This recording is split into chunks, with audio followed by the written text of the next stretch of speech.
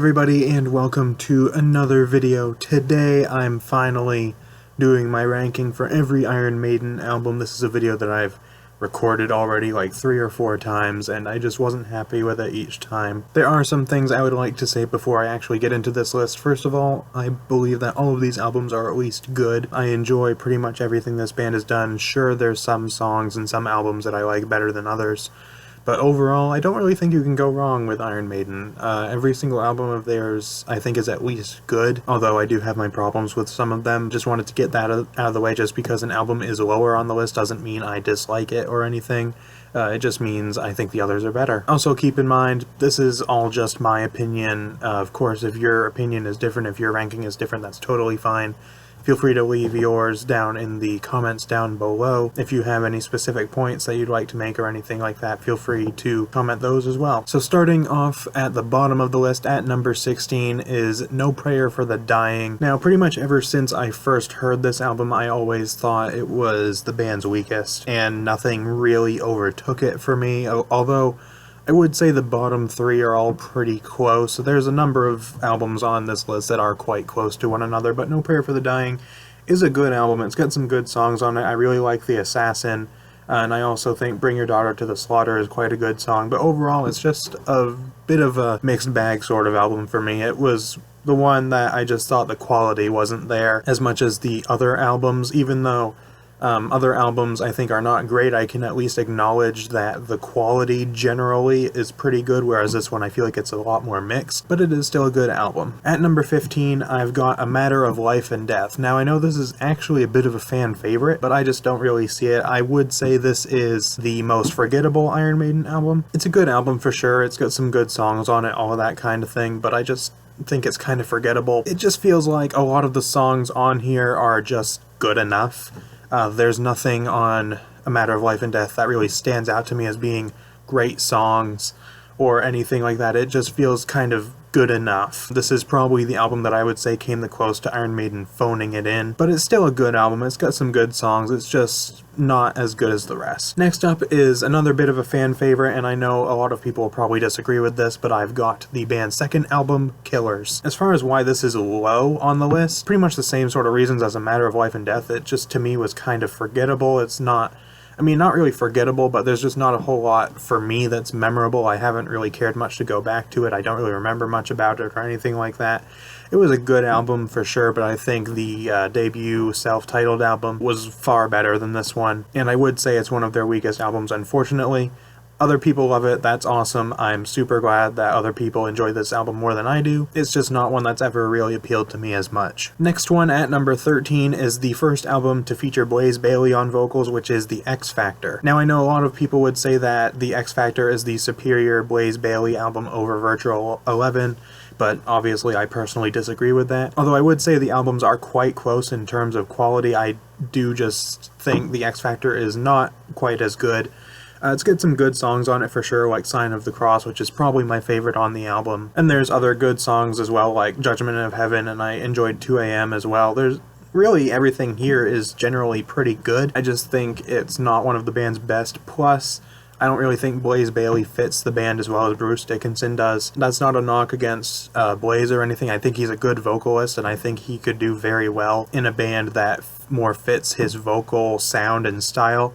I just don't think Iron Maiden is that fit. Overall, it's a good album for sure, but it's not one of my favorites. And of course, next up is the next album with Blaze Bayley and the final album with Blaze Bayley, which is Virtual 11. Now, many people would consider this one of the worst Iron Maiden albums, if not the worst. Personally, of course, I disagree with that, although I do think it is one of their weaker albums. I actually enjoyed this one a bit more than I expected, because I always heard a lot of very negative things about it, but I actually found myself enjoying it quite a bit. There's some really good songs on here, like Future Real. I also really like Lightning Strikes Twice and The Klansman. A lot of people tend to hate on the song The Angel and the Gambler, which is the second song on the album. Personally, I thought that actually was not that bad of a song. I actually thought it was pretty decent. Of course, I know putting this album above albums like The X Factor and Killers is a bit of an unpopular opinion, and be prepared to see more of those later on in the list. I just don't think this is that bad of an album. Not one of their best by any means, but I think it's actually still pretty good. Next up is an album that I actually had a bit higher originally, but over time, over the last several months, it's kind of moved down for me, and that is Dance of Death.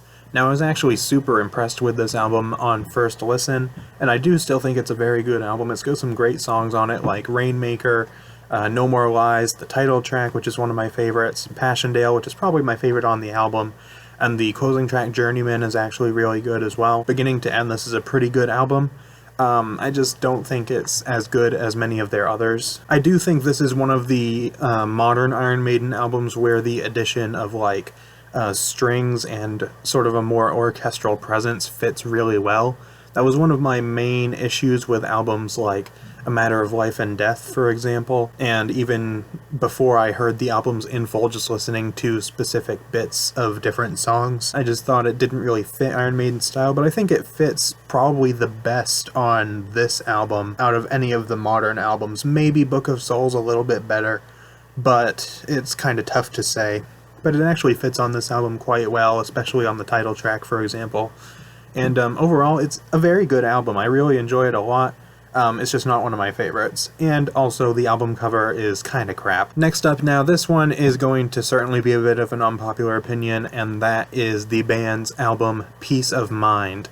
Now, I know many people absolutely love this album and cite it as one of their best, because it's, you know, it's a classic album, how can you not love it? And not that I don't enjoy this album, I really like it for sure. I just think the other stuff is better, and at the end of the day, that's just why it's lower. It's not because it's not a good album, it's just not one of my favorites. But there's some really good songs on here, like Revelations, Flight of Icarus.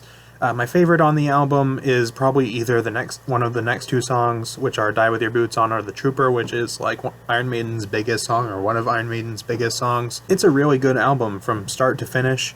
It's just not one that I really return to a whole lot, and I just think the other stuff is a little better. Next up is an album that I think is actually quite underrated, which is Fear of the Dark. This was the last album to feature Bruce Dickinson prior to Blaze Bayley joining vocals. I actually really enjoy this album. This was one of the first Iron Maiden albums I heard as well. I think it was the third album that I heard from them, so that may explain why I enjoy it a bit more than most people, but I do think it's got some really good songs on it for sure. Be Quick or Be Dead and From Here to Eternity start the album very strong. There's some other really good songs on here, like Fear of the Dark, the title track, which is one of my favorite Iron Maiden songs and easily my favorite on the album. Judas Be My Guide is quite an underrated song as well. I really like that one. Overall, there's a lot of good songs on here, and I just don't really see why people hate on this album so much. It's a really good album, I think. It's very underrated, in my opinion, and it's got a lot of really good stuff on it. Now, next up is another unpopular opinion, a little bit sort of in the same vein as Peace of Mind.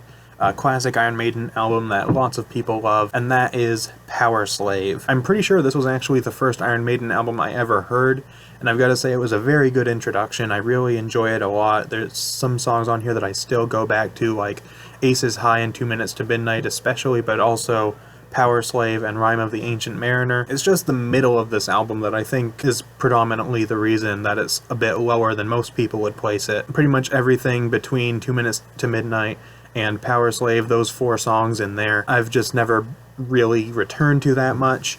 They're good songs for sure, but I just don't really go back to them. But this is a really good album. It's got some of the band's best work on it for sure, and I can certainly see why this is one of the band's biggest albums. Next up at number 7 is The Final Frontier. Now, this is the second newest Iron Maiden album at this point, at least. Now, there's some people that I've heard say this is one of the band's weakest albums, which for sure I can respect that opinion. If that's what you think, that's totally cool.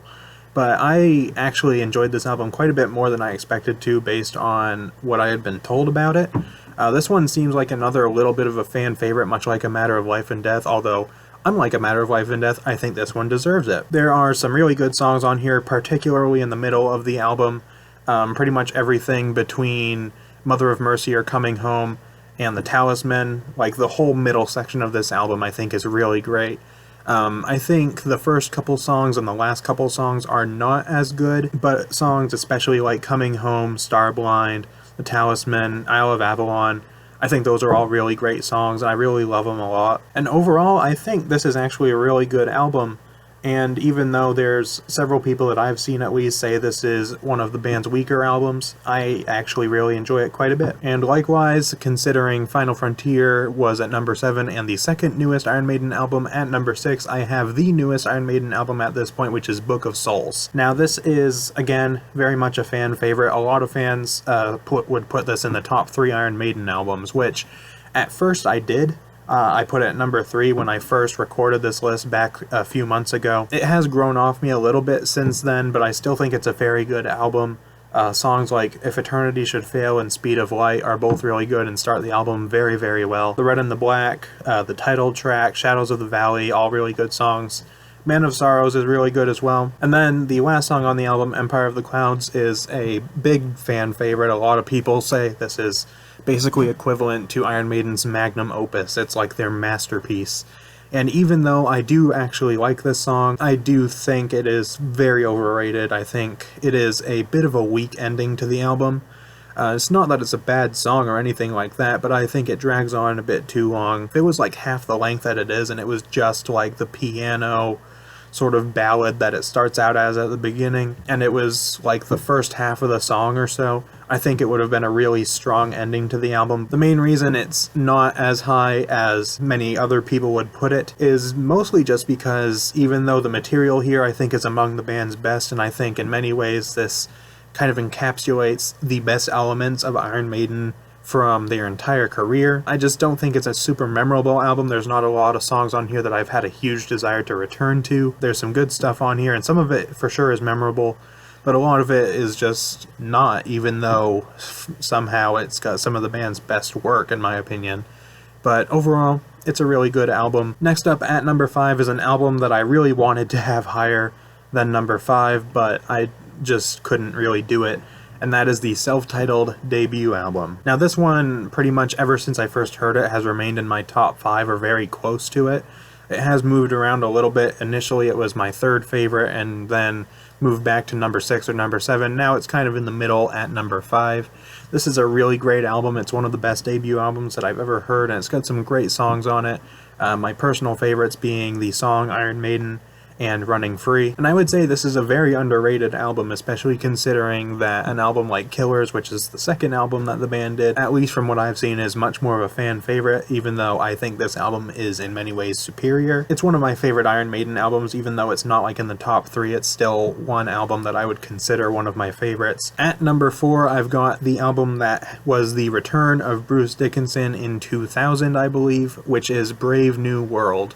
Now, many people consider this album the best of the modern era of Iron Maiden, this one or Book of Souls, and I would actually agree with that completely. I would put either one of those albums as the best of the modern era. This album actually has grown on me significantly since I first listened to it. I really wasn't that much of a fan of it. I mean, I liked it for sure. It's a good album. I didn't enjoy it as much as many other people did. In fact, I put it in the second half, the bottom half of my ranking at first, but since then I've listened to it a bit more and it has significantly grown on me. I really like this album nowadays. It's got some great songs on it, like The Wicker Man, Ghost of the Navigator, and Brave New World are two of my favorites, as is The Nomad and Out of the Silent Planet. And pretty much everything on here is really good. It's a great album from start to finish. Next up at number 3 is arguably the most popular album from Iron Maiden, which is The Number of the Beast. I did kind of go back and forth on whether this album or Brave New World was going to be 3 and 4 respectively. Honestly, you could flip them around and I would probably be totally okay with it. A lot of these albums are quite close. Pretty much everything from 7 to 4 or 3 is very close for me. I decided to give this one the number 3 spot because it is just a great album. Invaders and Children of the Damned are great songs. The Number of the Beast, the title track, is probably my favorite on the album. Run to the Hills is one of the band's biggest songs. That one's really good. And How It Be Thy Name is a great closer. And I can definitely see why this is the band's biggest album. Do I think it's the best? Not necessarily, but I can certainly see why. Next up is Somewhere in Time, which is the band's 1986 album. And this is an album that ever since I first heard it, I've always really enjoyed. It has grown on me a little bit since I first heard it as well. I think one thing that really sets this album apart for me is just the sound of it. Whether that be the sound of the instruments or the production, I'm not sure, but it's like the I believe this was the first time Iron Maiden used like guitar synthesizers and stuff like that, which really gives the album a really unique, different sound for the band. But it's got some fantastic songs on it, like Caught Somewhere in Time, which I guess is basically the title track, which may be my favorite Iron Maiden song. It's really hard to say. I would say this, The Evil That Men Do, and Fear of the Dark are like my top three. Wasted Years, Heaven Can Wait, both great songs. And Alexander the Great, the closing track, may actually be my favorite Iron Maiden closing track. It's a great song, and overall this is just a really good album. I've seen a lot of people put this towards the top of their Iron Maiden ranking, and I can completely see why. But of course that leaves one album left to be my favorite, which is Seventh Son of a Seventh Son. This is the second album I heard from the band, and ever since I first heard it, it's always been my favorite. Nothing has ever surpassed it, even though there are several other albums, of course, that I've heard and really enjoyed. Beginning to end, everything here is just great. It is Iron Maiden, at least so far, in my opinion, at their peak. It's got some great songs like Moonchild and The Evil That Men Do, which are my two favorites on the album. I said just a minute ago that The Evil That Men Do is one of my top three, but I may actually prefer Moonchild. It's tough to say. But there's some other great songs on here like Infinite Dreams, Can I Play With Madness, the title track, The Clairvoyant. Every song on here is just great, and I really love it. If you have not heard this album yet, and you're interested in checking out Iron Maiden, or you've heard some of their other albums but haven't heard this one, I would highly recommend that you do so. It is just fantastic, and I love this album. It's one of my all-time favorite albums for sure. But that is pretty much it for this video. Let me know what you guys think. Do you agree or disagree with my ranking? What are some of your favorite Iron Maiden albums, and some of your favorite songs too? If you would like to leave any of those in the comments below. And that is pretty much it for this video, so I will see you guys next time.